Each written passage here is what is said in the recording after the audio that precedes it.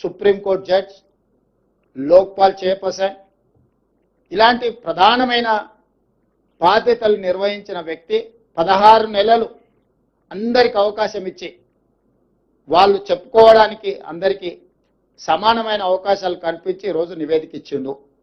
కాబట్టి ఆ నివేదిక మీద ఇంకా ఎవరు ఏ రకంగా మాట్లాడతారు, ఏ రకంగా విశ్లేషణ ఇస్తారు అనేది వాళ్ళ విజ్ఞతకే నేను వదిలేస్తున్నా.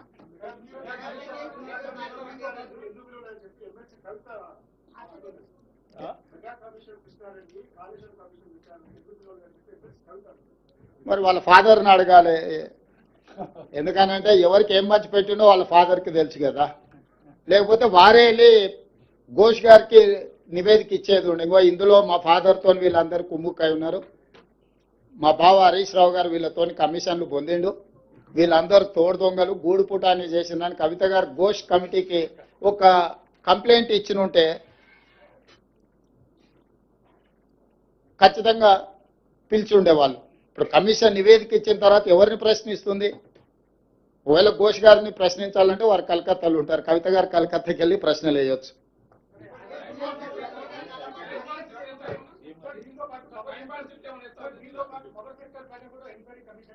ఉన్నది ఈ రోజు. ఇప్పుడు రాహుల్ దీనికి కన్ఫైన్ అవుదాం.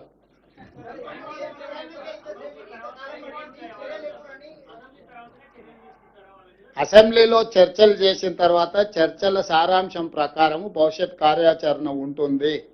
మీకు స్పష్టంగా చెప్పడం కోసమే మీ ఊహాజనితమైన కథనాలకు కానీ ఊహాజనితమైన ప్రశ్నలకు తావు లేకుండా ఉండడానికే కమిషన్ రిపోర్ట్ ఇచ్చిన 4 రోజుల్లోనే మంత్రివర్గ సమావేశాన్ని ఏర్పాటు చేసి మంత్రివర్గ సమావేశం ఆ నివేదికను ఆమోదించి ఆ నివేదికలో ఉన్న సారాంశాన్ని నిక్షిప్తంగా మీడియా మిత్రులకు అందరూ కూడా కంప్లీట్గా ఇన్ డీటెయిల్ ఒక పవర్ పాయింట్ ప్రజెంటేషన్ ద్వారా మీకు వివరించడం జరిగింది.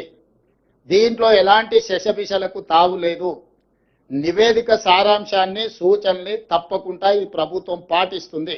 దానికి ఒక అప్రోప్రియేట్ సిస్టమ్ని అడాప్ట్ చేసుకోదలుచుకున్నాం.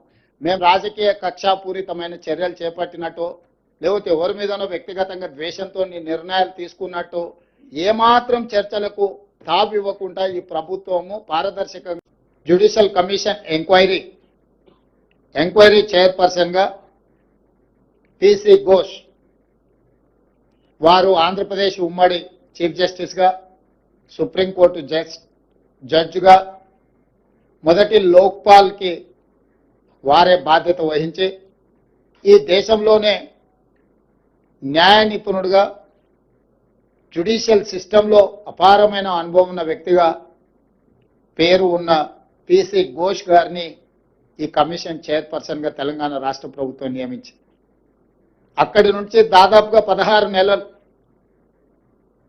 ఘోష్ కమిషన్ నాటి మాజీ ముఖ్యమంత్రిని, సాగునీటి పారుదల శాఖ మంత్రిని, ఆర్థిక మంత్రిని, ఐఏఎస్ అధికారులను, ఇంజనీరింగ్ అధికారులను, నిర్మాణంలో పాల్గొన్న నిర్మాణ సంస్థల్ని, ప్రజా సంఘాలను, పాత్రికేయ మిత్రులను, ప్రజలు ఎవరైనా ఈ ఓపెన్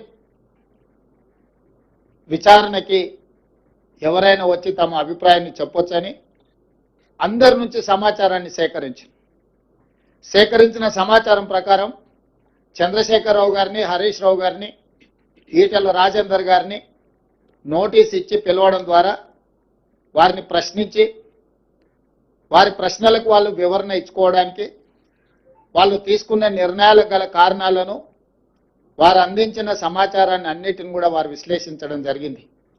విశ్లేషించిన తర్వాత 16 నెలల తర్వాత మొన్న 31 తారీఖు నాడు 665 పేజీల సుదీర్ఘమైన నివేదికను తెలంగాణ రాష్ట్ర ప్రభుత్వానికి పిసి ఘోష్ కమిషన్ అందించడం జరిగింది. ఆ నివేదికను పూర్తి స్థాయిలో విశ్లేషించి సంక్షిప్తంగా ఒక నివేదిక ఇవ్వడానికి irrigation secretary, law secretary, GID సెక్రటరీతో 3 అధికారులతో ఒక కమిటీని నియమించి ఆ కమిటీ నివేదికను మంత్రివర్గ సమావేశంలో మంత్రులందరూ కూడా వివరించడం జరిగింది.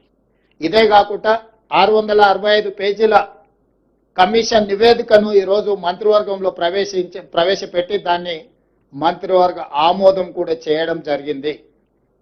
వాటికి సంబంధించిన సమాచారాన్ని పూర్తి స్థాయిలో మీడియా మిత్రులకు చెప్పాలని మంత్రివర్గ సహచరులందరితోని పత్రికా సమావేశాన్ని ఏర్పాటు చేసి అందులో ఉన్న ప్రధానమైన అంశాలను అన్నిటిని కూడా సాగునీటి పారుదల శాఖ మంత్రివర్యులు ఉత్తమ్ కుమార్ రెడ్డి గారు మీకు సుదీర్ఘంగా వివరించారు.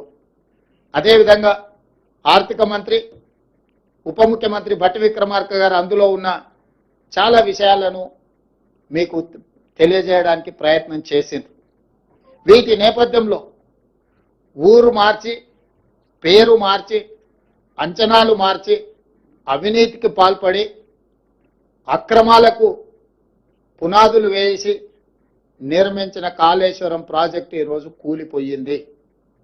స్పష్టంగా కమిషన్ ఇందులో ఈ వివరాలన్నిటిని పొందుపరిచింది.